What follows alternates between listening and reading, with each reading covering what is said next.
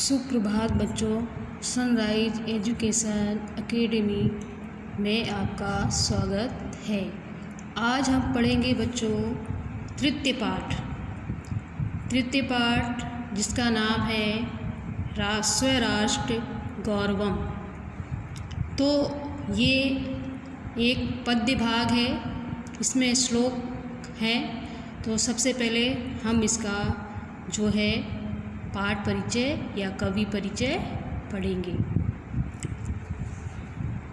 अस्माकं चिंतने राष्ट्रस्य अवधारणा अति प्राचीना विद्यते। हमारा राष्ट्र चिंतन की अवधारणा अति प्राचीन है। कहने का मतलब है हम अपने राष्ट्र के बारे में चिंतन करना, यह परंपरा जो है बहुत ही पुरानी है। वेदेष्वपि आराष्ट्रे राज्यजन्य यजुर्वेद। जैसा कि वेदों में कहा गया है कि जो हमारा जो राष्ट्र है वो सभी के लिए है। वयम राष्ट्रे जगृयाम यजुर्वेद। एक और बात यजुर्वेद में कही गई है, हम सब राष्ट्र के प्रति जागृत रहें। अहम राष्ट्रीय समगमनी वस्तुनाम ऋग्वेद। और ऋग्वेद में कहा गया है कि हमारी जो राष्ट्र की जो वस्तुएं हैं, जो संपत्ति हैं, वो सभी के लिए समान हैं। इत्यादिषु बहुषु मंत्रेषु राष्ट्र शब्दस्य प्रयोगे एतत् स्पष्टमस्ति। इन बहुत से मंत्रों से हमें ये स्पष्ट हो जाता है कि हमें जो हमारा राष्ट्र है वो बहुत ही प्यारा है। इन सभी सूक्तियों से राष्ट्र शब्द का जो मतलब है वह स्पष्ट रूप से सामने आ जाता है। अस्मदीया राष्ट्र संबंधी अवधारणा अवर्चीना। हमारी राष्ट्र के से संबंधी जो अवधारणा है वह बहुत ही पुरानी है।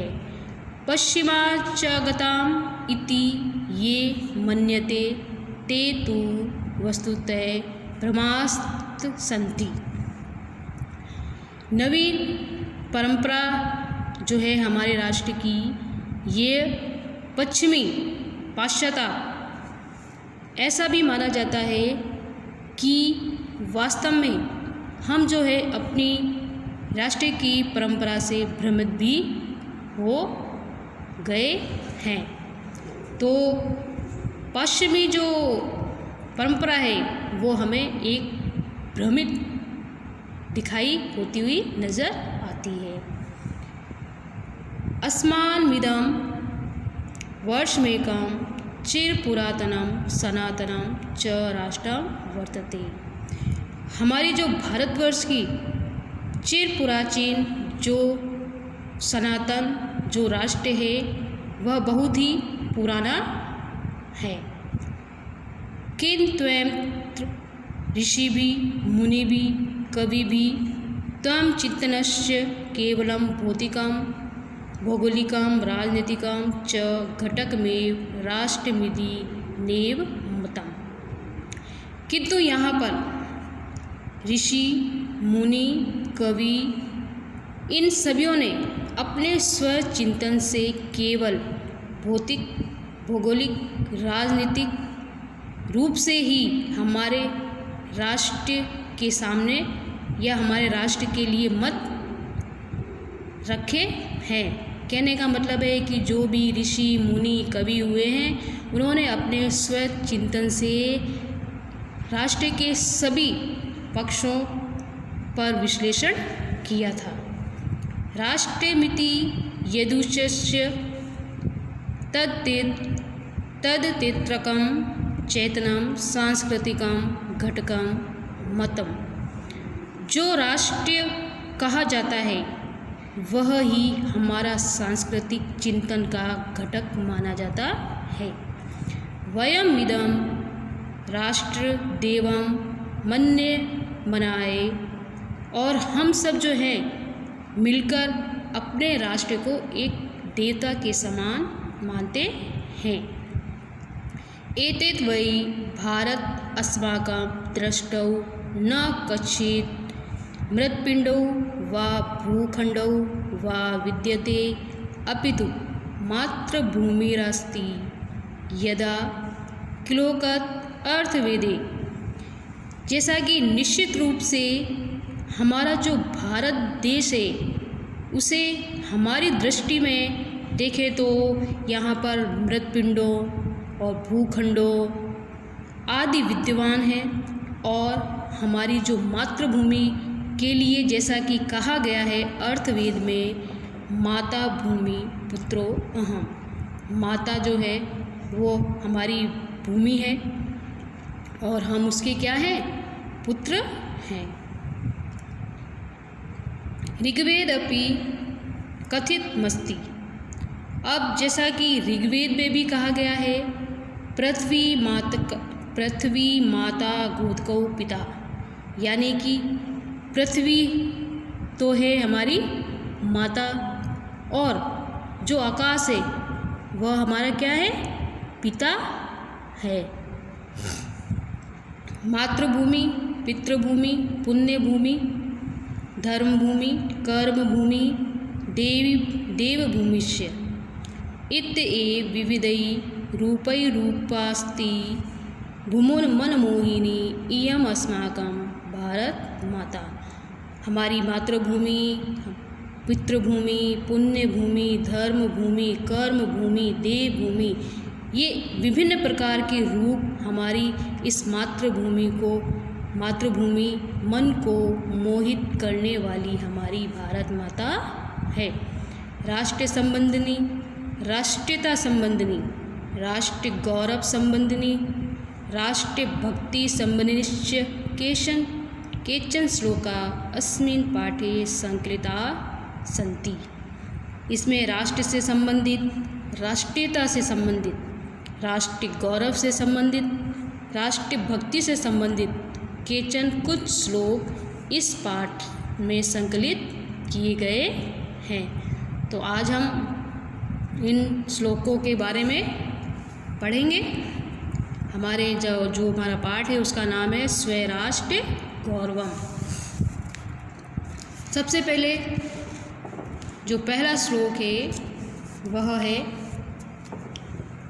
उत्तरम यत् समुद्रस्य हिमान्द्रेश्चैव दक्षिणं वर्षं तद्भाग्यरतं नाम भारती यत्र संतति।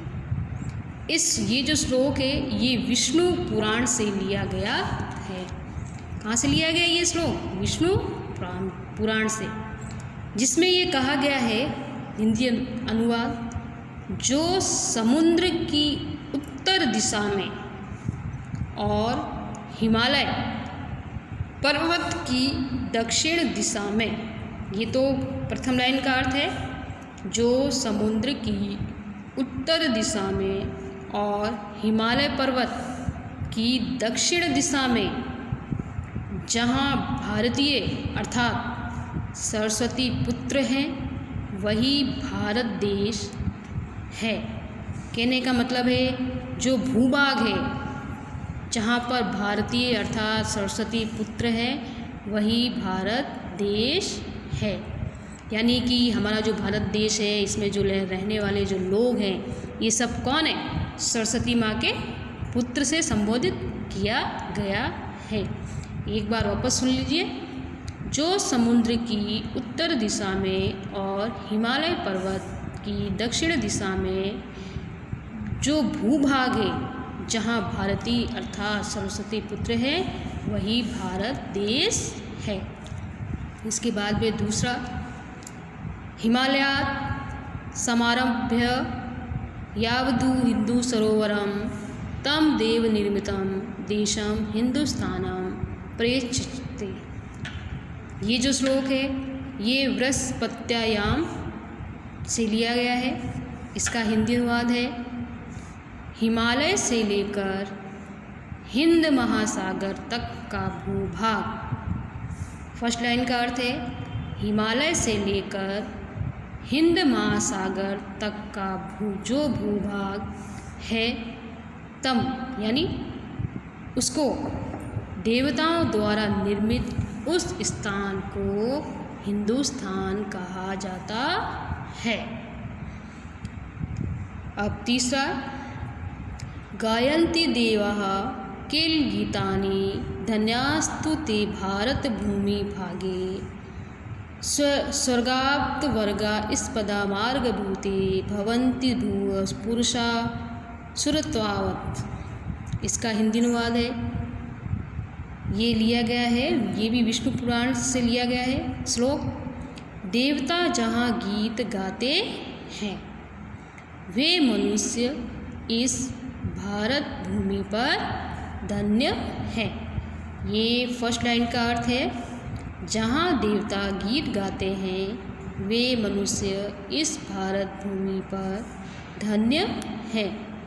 जो स्वर्ग और मोक्ष की प्राप्ति का मार्ग स्वरूप भारत देश में देवता रूप से अथवा स्वर्ग से भी आकर पुनः उत्पन्न होते हैं।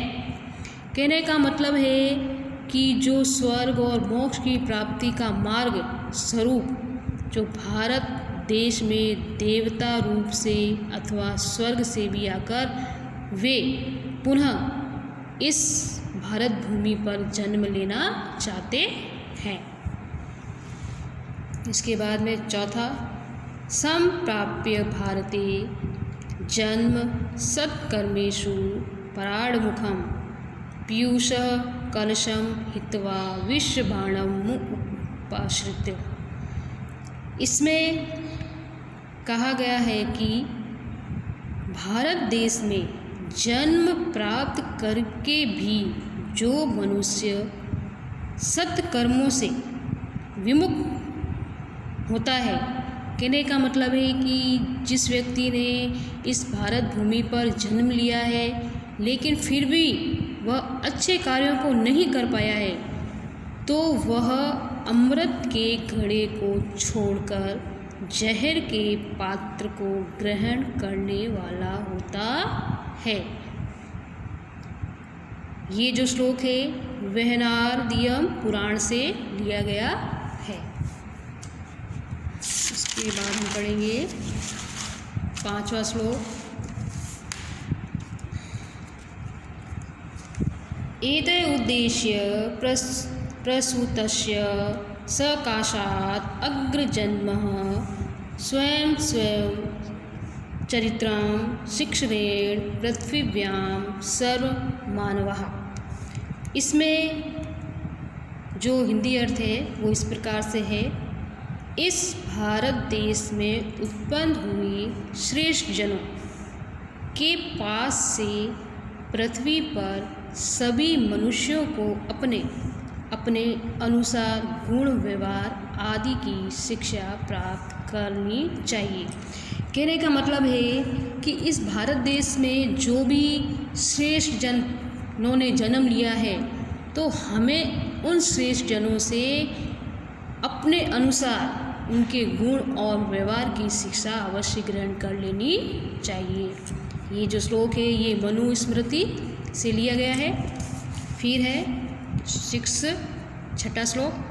अपि स्वर्णमयी लंका नामे लक्ष्मण रोचते जननी जन्मभूमिश्य स्वर्गदापि गरीयसी। इसमें राम कहते हैं कि हे लक्ष्मण, सोने से बनी हुई होते हुए भी यह लंका मुझे रुचिकर नहीं लगती, क्योंकि माता और जन्मभूमि स्वर्ग से भी गुरुतर अर्थात बड़ी होती है। फिर है 7वां श्लोक। राष्ट्रदृष्टिं नमस्यामो राष्ट्रमंगलकारिणीं या या विना न पश्यन्ति राष्ट्र स्वनिकटं स्थितम्। हिंदी अनुवाद। राष्ट्र का मंगल करने वाली, राष्ट्र दृष्टि को हम नमस्कार करते हैं। कहने का मतलब है कि राष्ट्र का मंगल करने वाली हमारी जो राष्ट्रीय दृष्टि है उसको हम क्या करते हैं, नमस्कार करते हैं, जिसके बिना लोग अपने निकट स्थित राष्ट्र को भी नहीं देख सकते हैं। कहने का मतलब है हमें हमेशा अपने राष्ट्र के प्रति जो हमारी जो दृष्टि है देखने की वो हमेशा अच्छी होनी चाहिए, क्योंकि राष्ट्र दृष्टि के बिना हम अपने निकट स्थित राष्ट्र को अच्छी तरह से नहीं देख पाएंगे। ये जो श्लोक है ये अमृत बागवाचार्य से लिया गया है। इसके बाद में 8वां श्लोक, समान संस्कृति मताम यावती पितृपुण्यभू तावतीम भुवोन्मावृत्याम राष्ट्रमेकाम निगते। हिंदी अनुवाद, एक समान संस्कृति को मानने वाले लोगों की जितनी पवित्र भूमि है उतनी भूमि को घेरकर अर्थात उस भूभाग को एक राष्ट्र कहा जाता है।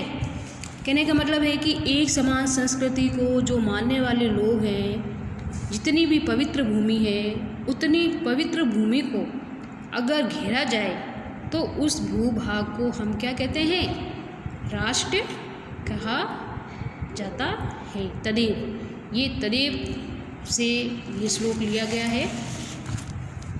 इसके बाद में हम पढ़ेंगे 9वां श्लोक, पितृभूत्वं पुण्यभूत्वं द्वयं यस्य न विद्यते तस्य स्वत्वं तत्र राष्ट्रे भवितुं न किलार्हति। इसका हिंदी अनुवाद है, जिसका जहाँ पितृक भाव और मातृभाव अर्थात जिस व्यक्ति की ना पितृभूमि होती है और जिसकी मातृभूमि का भाव नहीं होता है, उसका स्वामित्व होना भी योग्य नहीं है, अर्थात उसका स्वामित्व भी संभव नहीं है। कहने का मतलब है कि इस भारत देश में जिस व्यक्ति के अंदर पैतृक भाव नहीं है, मातृ के प्रति अच्छी भावना नहीं है, तो वह व्यक्ति का जो स्वामित्व होता है वह भी संभव नहीं होता है। राष्ट्र उत्थाने पतने राष्ट्रियाना अवलंब्य ही भवत स्वे सर्वदा तमाक्षरणी यास्तु राष्ट्रिया। हिंदी अनुवाद, राष्ट्र के निवासियों से ही राष्ट्र का उत्थान वह पतन होता है, इसलिए राष्ट्र के निवासियों को हमेशा राष्ट्रीय भावना की शिक्षा देनी चाहिए। कहने का मतलब ये है कि हमारे राष्ट्र में जो लोग, जो नागरिक निवास करते हैं, तो उन्हीं नागरिकों से हमारे राष्ट्र का उत्थान व पतन यानी कि बढ़ना और गिरना उनके ऊपर ही निर्भर करता है। तो इस प्रकार से हमारे राष्ट्र के निवासियों को हमेशा राष्ट्रीय भावना की शिक्षा ही देनी चाहिए औरों को, और स्वयं भी ग्रहण करनी चाहिए। 11वां, विद्या शस्त्रं च शास्त्रं च द्वे विधे प्रतिपत्य शास्त्रेण रक्षिते राष्ट्रे शास्त्र चर्चा प्रवर्तते। इसमें विद्या के बारे में बताया गया है। हिंदी अनुवाद, शस्त्र विद्या और शास्त्र विद्या ये दो विधाएं ज्ञान प्राप्ति के लिए हैं। शस्त्र के द्वारा राष्ट्र सुरक्षित रहता है और राष्ट्र के सुरक्षित होने पर शास्त्रों की चर्चा करनी चाहिए। सॉरी बच्चों, अब हमारा जो हिंदी अनुवाद है वो पूरा हो गया है। इसके बाद में हम इसके जो शब्दार्थ हैं उन पर थोड़ा ध्यान देंगे। आपके जो शब्दार्थ हैं वो संस्कृत में ही दिए हुए हैं इसमें, जैसे कि उत्तरम यानी इसका अर्थ होता है उत्तर दिशा, ये संस्कृत में है, इसका हिंदी होता है उत्तर दिशा। दक्षिणम दक्षिण दिशा, भारती यानी भारतीय, इंदु सरोवरम अर्थात हिंद महासागर, देव निर्मितम अर्थात देवों द्वारा निर्मित, प्रचक्षते यानी कथ्यते यानी कहते हैं, गीत कानी यानी गीतानी यानी गीत, स्वर्गाप वर्गा स्पदा मार्ग भूते जिसका अर्थ होता है मोक्ष स्थान और मार्ग स्वरूप, यानी मोक्ष प्राप्त करने के बाद में स्वर्ग और फिर स्वर्ग से वापस वो हमारा जो राष्ट्र है उधर आने की इच्छा रखता है, मतलब कहने का। भारत भूमि भागे यानी कि भू भाग, संप्राप्य यानी प्राप्त करना, सत्कर्मेषु अच्छे कार्य या अच्छे विषय, पराडमुखम यानी विमुख प्रतिकूल और उपेक्षा युक्त, पीयूष कलशम यानी अमृत घड़ा, अमृत का घड़ा, हित्वा छोड़कर, विश्व भांडम विश्व का पात्र यानी जहर का पात्र, उपाश्रित यानी स्वीकृत करना, एते उद्देश्य प्रसूतस्य अस्मिन् देशे जातस्य यानी इस देश में, अग्रजन्म जिसने हमसे पहले जन्म लिया है, जो श्रेष्ठ मनुष्य है, सकाशात समीप स्वयमेव चरितम यानी स्वयं के द्वारा निर्मित योग्य यानी गुण व्यवहार आदि, शिक्षरेण यानी शिक्षा प्राप्त करना, ना में रोचते यानी कि मुझे यह अच्छी नहीं लगती है, गरिष्यति गरीयसी यानी कि बड़ी महत्वपूर्ण, नमस्याम नमस्कार करता हूँ, यावती जितनी, तावती उतनी, भुवम धरती, आवृत्य आवरण, निज्ञते कहते हैं, पितृभूत्वयम यानी कि पितृभूमि, मातृभूत्वयम यानी मातृभूमि, स्वत्वयम यानी स्वयं का स्वाभिमान,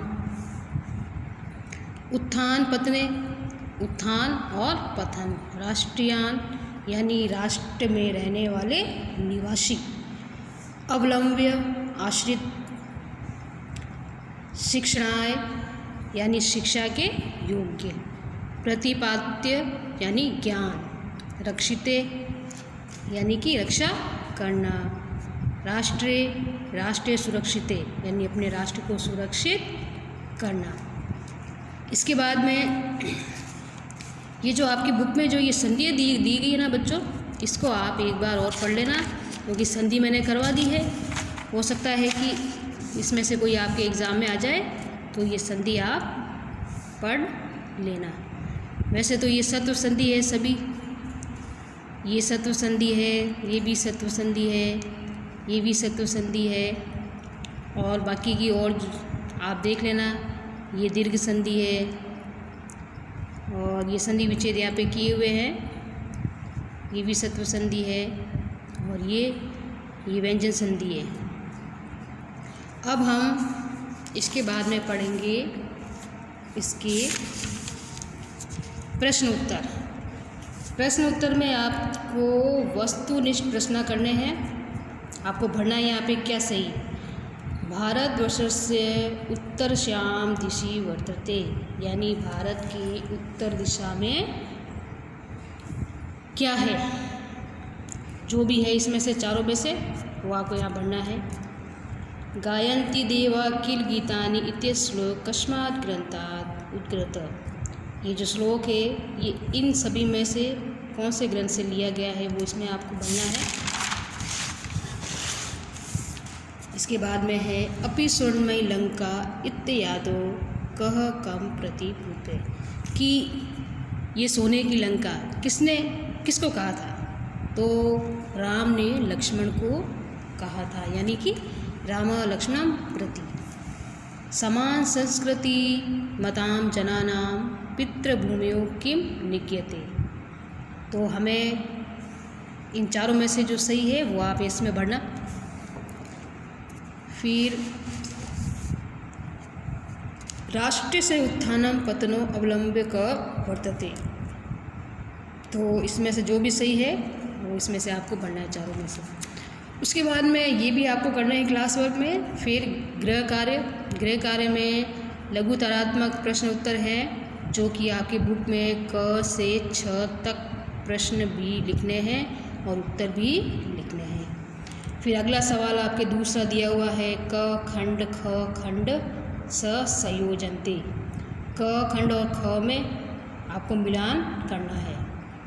फिर अदिस्तन पदानां विलोम पदानि पाठा चित्वा लिखन्तु, जो भी ये प्रश्न है आपकी बुक में लिखे हुए हैं वो आप देख लेना और विलोम शब्द आपको लिखने हैं। फिर इसके बाद में वापस आपके आता है अदिस्नन वाक्येषु स्थूल पदमागृत्यं प्रश्न निर्माणं कुर्वन्ति, इसमें आपको प्रश्न निर्माण करना है। जैसे कि ये तो उत्तर है, हिमालयाद समारभय इंदु सरोवरम यावत, तो हिमालयाद ये पंचमी विभक्ति है, तो आपको यहाँ पे किम शब्द की पंचमी विभक्ति होती है कस्मात्। फिर धन्यास्तु ते सन्ति, ते जो है इसका अर्थ होता है वे सब, और यहाँ पे आ जाएगा के कौन, बहुवचन है ये तो यहाँ बहुवचन ही आएगा। इसी तरीके से मैं ना रोचते, तो मैं जो है वह चतुर्थी विभक्ति है किम शब्द की, तो यहाँ पे कस्मई आ जाएगा, कस्मे ना रोचते। शास्त्रेण रक्षिते राष्ट्र शास्त्र चर्चा प्रवर्तते, ये तृतीय विभक्ति है। शास्त्रेण कैन, फिर शास्त्र चर्चा ये स्त्रीलिंग है इसलिए यहाँ पे क आएगा। जन्मभूमि स्वर्गापि गरीयसी, जन्मभूमि स्त्रीलिंग है तो इसी लिंग के लिए का प्रयोग होता है, का स्वर्गापि गरीयसी। इसके बाद में व्याकरण संबंधी सवाल हैं वो भी आपको करने हैं। अधोलिखित पदेषु संधि विच्छेद कृत्वा संधे नामोल्लेख करणीयम। चैव च धन एव, यानी ये वृद्धि संधि है। धन्यास्तु धन्याह धन तु सत्व विसर्ग। भगवत्से सर्वदा भगवतः धन सर्वदा, इसमें भी ये स आधा स आ गया है तो ये भी सत्व है, ये भी सत्व है। और ये भारतम नाम, ये क्या है? अनुस्वार व्यंजन संधि है, अनुस्वार व्यंजन संधि है, क्योंकि संधि विच्छेद करते समय ये जो अनुस्वार है ये माकार में बदल गया। तो भारतम धन नाम संधि मैंने आपको करवा दी है ये, तो ये सारी संधि मैं आपको करवा चुकी हूँ। इसके बाद में अगला सवाल है, निम्नलिखितेषु पदेषु प्रत्यय निर्देश करणीयम। इसमें ये पद दिए हुए हैं और आपको क्या करना है? अलग करना है, यानी जो पद है उसको अलग करना है और जो प्रत्यय कौन सा निकल रहा है वो आपको अलग करना है। तो ये पितृभूत्व, तो पितृभू ये तो हो गया इसका शब्द, और धन तव प्रत्यय हो गया है। तो इस तरह से ये अलग किए हुए हैं यहाँ पे, ये मैंने कर दिए हैं, ये आपको सिर्फ लिखने हैं। इसके बाद में हम जो चैप्टर लेंगे वो प्रत्यय का लेंगे, तो आपको और अच्छी तरह से ये समझ में आ जाएगा। इसके बाद में है आपके अधोलिखितानां समस्त पदानां समास विग्रह करणीयम। इसमें समास विग्रह है हिमांद्री, तो हिमस्य आदि अदि। फिर देव निर्मितम, देवै निर्मितम। विष भाणम, विषय भाणम। उत्थान पत्ने, उत्थानम च पतनम च। फिर शास्त्र चर्चा, शास्त्र से चर्चा। ये अपने तत्पुरुष षष्ठी तत्पुरुष समास है ये। फिर च, जिसमें च आता है वह द्वंद्व समास होता है। ये भी षष्ठी तत्पुरुष है, ये भी षष्ठी तत्पुरुष है।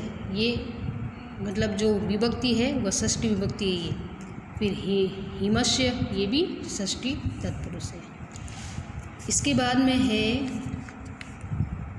वाच्य परिवर्तन।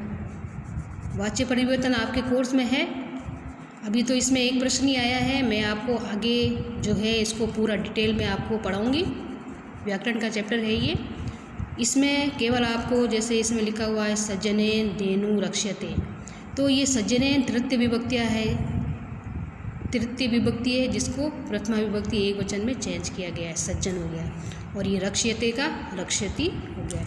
इसमें भी देवई तृतीय विभक्ति है, मतलब बहुवचन है ये, तृतीय विभक्ति बहुवचन, तो इसको प्रथमा विभक्ति बहुवचन में चेंज किया गया है। और गीयन्ते का गायन्ति हो गया है। अस्माभि भी तृतीय विभक्ति बहुवचन है जिसकी प्रथमा विभक्ति वयम होती है। और प्रणमयते प्रणाम माम। तो ये जो है आपको जो कर्मवाच्य से कृतवाच्य में परिवर्तन करना है, बस तृतीय विभक्ति और प्रथमा विभक्ति का इसमें प्रयोग होता है। और जो ये धातुएं चलती हैं, जो ये क्रिया चलती हैं, इसमें परिवर्तन होता है। तो ये जो जब मैं आपको ये वाच्य परिवर्तन करवाऊँगी उसमें ये आपको और अच्छी तरह से पूरा डिटेल में समझाऊँगी। अभी तो फ़िलहाल आपको ये इतना ही करना है। तो ये सारे प्रश्न उत्तर आपको कॉपी में नोट करने हैं, नोट करने के साथ साथ आपको याद भी करने हैं। और क्योंकि 10th क्लास है तो आपको अपनी पढ़ाई को जारी रखना है। और आपकी बोर्ड तो होगी ही होगी, तो आपको इसको ध्यान में रखते हुए आप सब आपको याद रखना है।